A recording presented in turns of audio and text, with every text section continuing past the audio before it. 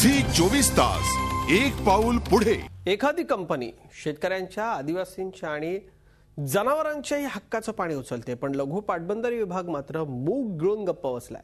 अशा परिस्थितीत परिसरातल्या नागरिकांनी दाद मागायची तरी कुणाकडे? ही परिस्थिती आम्ही सांगतोय ती ठाणे जिल्ह्यातल्या मुरबाड शहरामधली। शहरातल्या मुरबाडी नदीचं पाणी टेक्नोक्राफ्ट कंपनीने उपसून घेतलंय, पण त्यामुळे या परिसरात आता भीषण पाणी टंचाई निर्माण झाली आहे। नदीपात्रामध्ये फक्त 10 दिवस पुरेल इतकाच पाणी साठा शिल्लक आहे। राज्य दुष्काळात होरपळून निघतंय। ठाणे जिल्ह्यातल्या मुरबाडमध्ये ही काही वेगळी परिस्थिती नाहीये, पण इथे ही परिस्थिती कमी पावसामुळे नाही तर एका कंपनीमुळे ओढवली।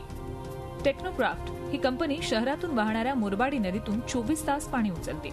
कंपनीचा एक प्लांट आहे, त्यासाठी नदीतून पंप लावून पाणी उचललं जातंय। नदीपासून थेट प्लांटपर्यंत कंपनीनं पाईपलाईन टाकली। कंपनीनं आतापर्यंत एवढं पाणी उचललंय की नदीचं पात्र अक्षरशः कोरडं पडलंय। मुरबाडी नदी परिसरातले शेतकरी या नदीच्याच पाण्यावर अवलंबून आहेत। जनावरांना पिण्यासाठीही याच नदीच्या पाण्याचा वापर होतो, पण आता कदाचित हे होऊ शकणार नाही, कारण फक्त 10 ते 15 दिवस पुरेल एवढाच पाणीसाठा नदीत शिल्लक आहे। एवढी भीषण परिस्थिती असूनही कंपनीनं पाणी उचलणं काही थांबवलेलं नाही। याबाबत शेतकऱ्यांनी लघु पाटबंधारे विभागाकडे तक्रार केली, एकदा नाही तर अनेकदा केली, पण काहीही उपयोग झाला नाही। या नदीतून कुठल्याही कंपनीला पाणी उचलू देऊ नये अशी मागणी स्थानिकांनी केली आहे, मात्र कुणीही याकडे लक्ष द्यायला तयार नाही। टेक्नोक्राफ्ट कंपनी एवढ्यावरच थांबली नाही, तर पाण्यासाठी जो पंप नदीत लावण्यात आलाय त्या पंपसाठीच्या वायरही उघड्यावरच ठेवलाय। त्याचा शॉक लागून मोठी दुर्घटना घडण्याची शक्यताही नाकारता येत नाही। अखेर या परिसरातल्या नागरिकांनी हेल्पलाईनकडे दाद मागण्याचा निर्णय घेतला। पाणी आटल्यामुळे आज शेतकऱ्यांना, जनावरांना पाण्याला पियाला पाणी नाही, आणि मुख्यतः याचं कारण म्हणजे टेक्नोक्राफ्ट कंपनी जी आहे ती 24 तास पाणी उचलते, आणि त्याच्यामुळे ही दुष्काळजन्य परिस्थिती आज या ठिकाणी उद्भवलेली आहे। पण आता कंपनी पाणी उचलते त्यामुळे पूर्णपणे सुकले। आमच्या गावची जी जनावर आहेत त्यांना पाणी पाजायला सुद्धा आता कुठे न्यायची प्रश्न आम्हाला पडलेले आहे। आता या नदीपासून आम्हाला भाजीपाला सुद्धा लावायला भेटायला पहिले, आता 2 वर्षापूर्वीपासून पाणी उचलतात तर भाजीपाला पण लावू शकत नाही, लोक काहीच करू शकत नाही। आम्ही वेळोवेळी तक्रारी केल्या, तहसीलदार साहेबांना सुद्धा निवेदनं दिली, तरी देखील काही कारवाई झालेली नाहीये।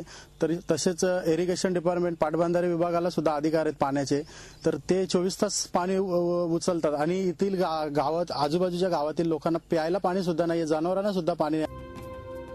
स्थानिकांची समस्या मोठी होती। हेल्पलाईनच्या टीमनं ग्रामस्थांसह गाठलं लघु पाटबंधारे विभाग।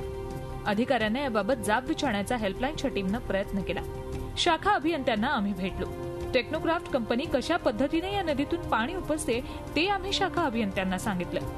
शाखा अभियंत्यांनी हेल्पलाईनच्या टीमनं सांगितलेलं सगळं ऐकून घेतलं। कंपनीच्या परिसरातल्या बगीच्यासाठी नदीतून पाणी उपसलं जात होतं असं त्यांनी म्हटलंय। यासाठी कंपनीकडून लघु पाटबंधारे विभागानं दंड वसूल केल्याचंही ते म्हणाले। एवढंच नाही तर कंपनीला पाणी उपसायला परवानगी नसल्याचंही त्यांनी सांगितलं, पण तरीही कंपनी पाणी उचलत असेल तर ते बंद करू असं ते म्हणाले। शिवाय कंपनीवर कारवाईचं आश्वासनही त्यांनी दिलंय। गार्डनसाठी वगैरे जे आहे ते गार्डनसाठी घेतलेलं आहे, त्याच्यात आम्ही चार्जेस दंडनीय वसूल केलेली आहे। टेक्निक आम्ही तसा उपसा नाही करू देत, तसा त्यांनी दुसऱ्यांनी तिथे शेतकऱ्यांनी त्यांना पाणी दिलेलं आहे, तरी आम्ही त्यांची दंडनीय वसूल केलेली आहे। मुरबाडी नदीचं पाणी आसपासच्या आदिवासी पाड्यांसाठी आणि तालुक्यासाठीही संजीवनी आहे। अशा परिस्थितीत जर एखादी कंपनी हे पाणी संपूर्णतः उपसून घेत असेल आणि लघु पाटबंधारे विभाग कारवाई करत नसेल तर हेल्पलाईनची टीम शांत बसणार नाही, कारण सवाल मुरबाडच्या हक्काच्या पाण्याचा आहे। मुरबाडहून चंद्रशेखर भुयारसह bureau report, Zee media, Mumbai. Zee 24 तास एक पाऊल पुढे।